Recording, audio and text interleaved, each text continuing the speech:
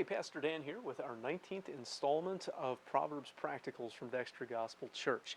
Thanks for watching today. We're in Proverbs 17 verse 20 this time. In Proverbs 17:20 we get a warning about the product of perversion.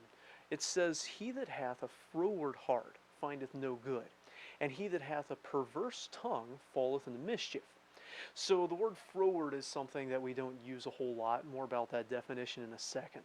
You notice that it talks about the heart of this person. Just like in the last verses that we've seen, the heart is really what's at the root of the problems of most people.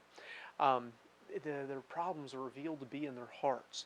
Now, the heart in view here is the froward heart. That's another word for perverse. It literally would be something like twisted. Now, this is not perversion in the narrow sense that we think of it today, primarily sexually. It can include that, but it goes far beyond that. This is a heart that just isn't quite right. It doesn't look at things right. It doesn't think right. It doesn't decide right. Everything is just a little bit off. It can be the heart of someone who only sees the negative in things. They don't see the realistic picture that has both the bad and the good. They only see one side. It can be someone who calls things right that God calls wrong. It could be someone that's just stubbornly dedicated to a course that isn't quite right. It's just that instead of their heart being straight and true like it should be, something is twisted a little bit. Something's off a little bit. And when our hearts aren't right, our outcomes can't be right either. For the person whose heart isn't squared with God and His Word, things just are not going to work out.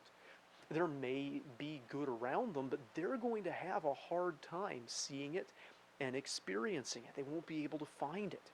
Their plans and their expectations aren't going to work out for good over the long haul.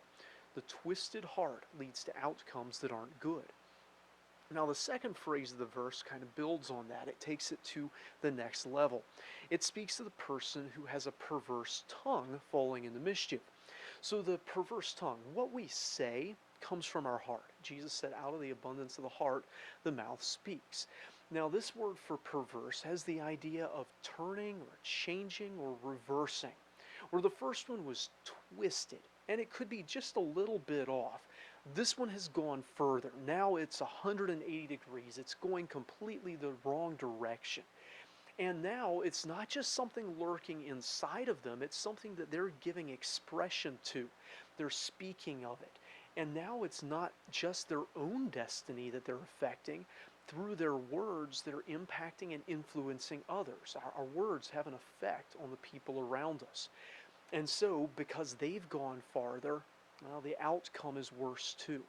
Where the person whose heart isn't quite right can't ever quite find good, the person who's going completely the wrong direction and leading others down it too, they are going to fall into bad. It says, falleth into mischief. And the word for mischief there is the common word for bad or evil.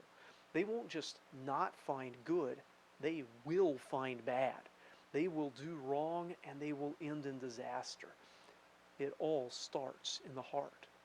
Let's make sure that when something isn't quite right in our heart, when something is twisted, warped, a little bit off, we address it before it goes farther and farther astray.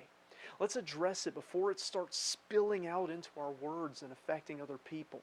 Let's do what we can to help others avoid these outcomes, and let's be careful not to get caught in them ourselves. As Proverbs 4:23 says, "Keep thy heart with all diligence, for out of it are the issues of life." Now, if you've got questions about this passage or others, examples or thoughts about it, we'd love to see them in the comments. Tomorrow evening, Lord willing, we'll try to post 3 videos again, one at 6:45, one at 7, and one at 7:15, each with a live chat up for a little while. We hope you can jump in on those discussions and spend some time fellowshipping remotely. Until next time, I hope you stay well and walk in the righteousness of Christ.